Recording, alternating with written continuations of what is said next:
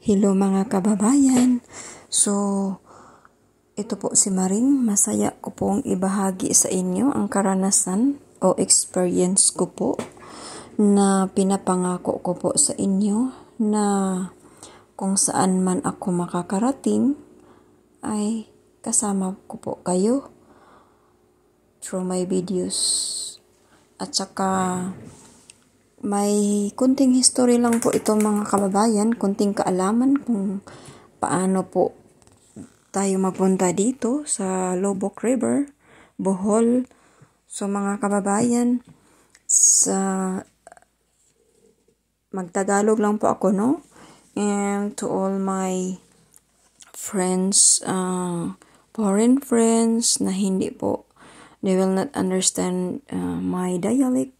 So just don't forget to read the description down below on my video so that you have an idea how to get there. And there is a little brief history, so at least there's a help for those people who cannot understand my language. So ito po mga kababayan, magsimula na po tayo. Bakit po ba napangalanan na Lubok? So, kasi po mga kababayan is nasa tayo, no? River Watch Floating Resto sa Loboc, Bohol, Philippines po. So, mga kababayan, ang floating resto po is magbayad ka po ng 850 per head, kasama na ang viewing at saka unlimited food dyan. Sa ngayon lang po yan mga kababayan, 850. Hindi ko alam sa susunod kung baka mag-increase sila. Alam nyo ng mga bilihin is expensive na. At least may tips and idea po kayo kung paano. So mga kababayan, paano po ba magpunta sa Bohol? So ako po mga kababayan ay taga Cebu. Simula sa bahay ko, it takes 2 hours and a half going to the Terminal 1 or Pier 1. Sa Cebu po yan. And then, from Pier 1 to Tagbilaran Port, it takes 2 hours via ocean jet or any light shipping po mga kababayan. Pero yung ocean jet po mga kababayan is fast grab po siya. Yun yung 2 hours lang po, darating ka, mabilis lang siya. Yung pang mabilisan na biyahe. So, sa floating resto po mga kababayan, masaya.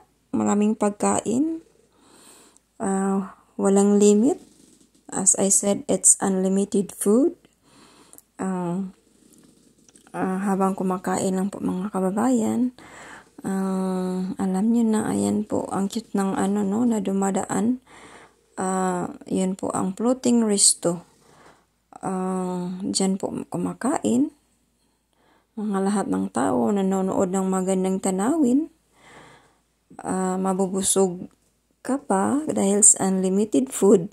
Mabubusog din ang mga mata mo sa ganda ng kalikasan na bigay ng Panginoon. So, mga kababayan, ang masabi ko lang po na pag nagbakasyon po kayo, huwag po niyong anuhin kasi mas maganda po na makita natin ang sariling atin, no? Ang ganda-ganda talaga, ayan, sumasayaw sila ng pambansang sayaw. Tinikling po. Nag-i-invite po sila ng kung sino po ang gustong sumayaw. May may kuradang po sila, yung mga mga old songs, pero hindi siya naluluma. Tsaka pasensya na po kayo mga kababayan, nagsasalita lang po ako kasi may music po yan. Alam nyo na kung may music, hindi tayo pinapayagan. Kaya gugawa na lang po ako ng sarili kong diskarte. So, sa po dito mga kababayan sa Bohol, maganda ang mga mga tanawin. Kung sino po ang hindi nakakilala sa Bohol, i-research nyo lang po. Kasi po siya sa tourist spot destination po siya. So, mga local ka man o foreign, Kung gusto mong magpunta doon, ang masabi ko lang po, kung wala kayong kapamilya or kapuso, magstay ka lang po ng hotel. Tsaka advantage po mga kababayan kung may sasakyan kayo, no? Kasi po, maganda kung saan kayo makarating sa mga location. Hindi na kayo magbabayad ng tourist bus kasi ang tourist bus po mga kababayan is expensive po. Mahal siya. Almost 8,000 pesos. So, over $100, something like that. Pero hindi lang yan sa isang destination. Sakali magpunta kayo dito sa River Watch Floating Risto, siyempre, per head magbayad ka po. Kung magpunta ka po doon sa zipline, depende na yun sa destination na puntahan ninyo. Kung ilan ang destination na madaanan ng tour bus. So, depende yan mga kabayan kung magkano. So, mag-inquire lang po kayo sa ticketing office, paano po magpunta doon. At saka sa may mga online ticketing sa mga agencies. Ganon po mga kababayan, no? Kung gusto po nyo magsaya. Pero sa mga hindi naman po na makapunta doon, na nangarap din na makapunta, huwag kayong mag-alala kasi balang araw mapuntahan nyo din po. At kung hindi man talaga, panoorin nyo po ang video ito, ay sana po makita nyo lang po kung paano. At least naibahagi ko po sa inyo ang karanasan ko or experience ko. Kung ano talaga ang doon sa Bohol. Panoorin nyo lang po ang video ko na ginawa ko lang pong Explore Philippines. Kasi po meaning Explore Philippines, hindi po yan natatapos ang pag-explore. Ay lagi po yan dyan. Maghintay-hintay lang po sa ibang mga kasi depende lang po. Kung nagwi-winter dito sa lugar namin, kaya po kami uuwi ng Pinas kasi pag malamig na. So ganun ang ginawa namin. So mga kababayan, ayan na po, nag-invite na po sila na sa kung sinong gustong sumayaw. Ayan, delikado, no? Gusto ko ngang sumayaw lampa ako kasi hindi pa ako gumaling. Delikado pag ma-slide kaya hirap talaga. Ang ganda ng tingnan ng pambansang sayaw, yung tinikling. Hindi talaga siya naluluma mga kababayan. At saka po mga kababayan, masaya ako na naibahagi ko po sa inyo. At saka ang River Watch Floating Risto po mga kababayan is the secret, the enormous, the hidden beauty of Lubok, Bohol, Philippines po. So, sa River Watch Floating Risto mga kababayan, lahat ng tanawin makikita mo, lahat ng pagkain andoon, mabubusog ka din. At saka may kunting history po tayo mga kababayan, brief history po. So mga kababayan, pangalawang punta ko na po yan doon. Unang punta ko po doon is 2016, 650 pa po iyon ang per head ng sa floating risto. So ngayon po, it's 2024. So, 850 per head na po mga kababayan. So, nag-increase po siya. At alam nyo naman po, sa mahal na bilihin. Kasi syempre, resto nga, unlimited food din, unlimited drinks. So, kung ano yung drinks na nilagay nila, tsaka masarap yung drinks nila, yung green na makikita nyo mga kababayan is, po yan, cucumber. So, mga kababayan, a little brief history. To all my foreign friends who didn't understand Tagalog language or my dialect, this is a little brief history. The name Lubok is derived from the word lubok, a word referring to the act of founding something with the use of mortar and pestle. Yung mortar mga kababayan ko is yun lusong. Lusong yung, nag-ano ka ng palay, naglubok ka ng palay. Yun, lusong yan sa Cebuano. At pisol, yun yung alho.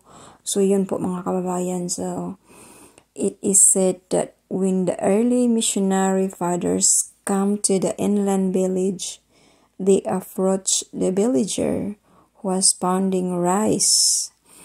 They asked for the name of the place, assuming that he was asked what he was doing.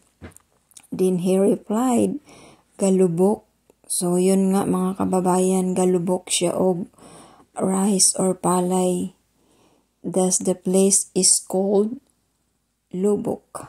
So yun po mga kababayan, no? Lubok. Kaya siya naging Lubok River. The river cruise is 24 kilometers from the city. A fascinating boat ride along the Lubok River has been a major attraction, both foreign and domestic, starting from Lubok Tourism Complex. Floating restaurants and motorized boats kick off the exciting boat ride along Palm Range banks inland, plus a variety of mouth-watering cuisines are ready to partake while cascading the ambience of Lubok River. So, mga kababayan, o di ba? Ang saya. Sana nakita niyo lahat. Hindi man lahat ng kaganapan na ko dito kasi over an hour ang video ko, pero alam niyo na, I edited this to keep this 17 more minutes only. Kasi ang taas, mapagod kayong manood. So, yun lang po mga kababayan, no? Sa mga interesado at sa gustong magpunta po, may tips po kayo kung paano po magpunta sa Bohol. Kung saan man kayo na ang ticket po mga kababayan, mag-inquire lang po kayo sa ferry or OceanJet office na hindi po masyadong mahal mga kababayan. Friendly price lang po siya. Kasi kung ka po mga kababayan is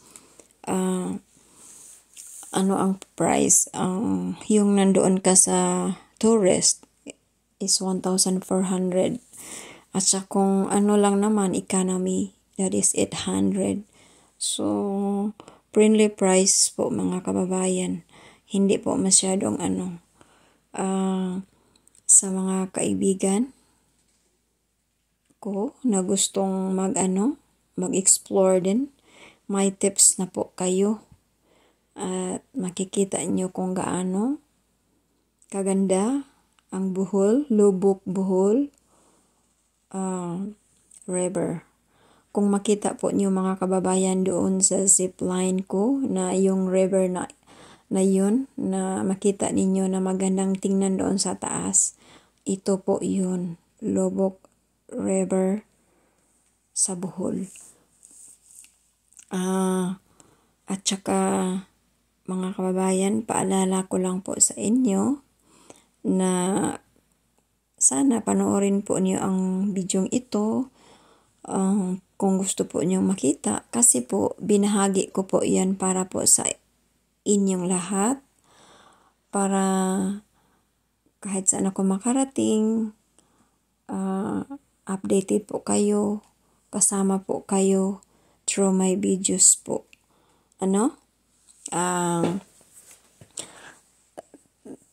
To all my viewers, followers, my friends, my best friends, my supportive friends, my everything. So, lahat-lahat na po, no? Maraming salamat po sa panonood sa munti kong bahay. Whoever not subscribe yet, please do subscribe, like, follow, and click the notification bell para po sa susunod updated po kayo. Kung saan man si Maring makarating ay kasama ko po kayo through my videos po.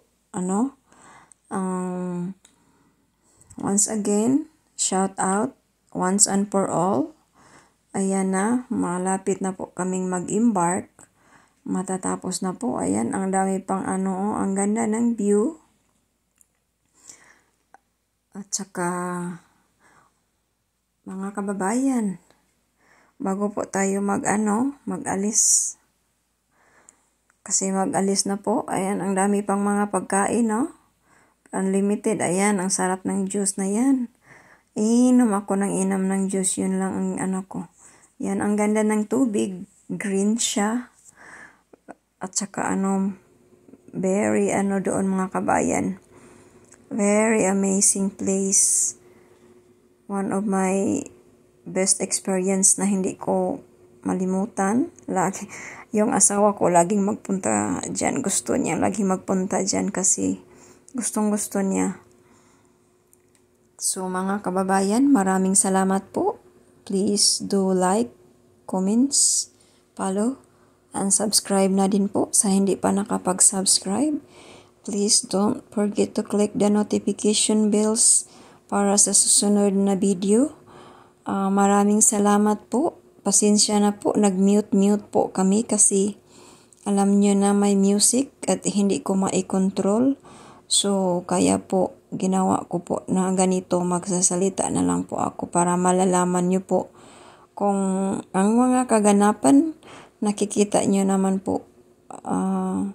So, shout out everyone! Mabuhay ang Pilipinas! Mabuhay po tayong lahat! Huwag po nating kalimutan ang ating heritage. Saan man po tayo makarating sa ang sulok ng mundo. Be proud to be Filipina. Happy. Mabuhay Philippines. I love you all. I love you all, my dear friends. Please do subscribe. And don't forget to comments down below. Thank you everyone. See the beauty of Lubbock River. Bye-bye. You guys, very awesome. And God bless. And mag-end na po tayo. Bye-bye. Love you all. Mwah.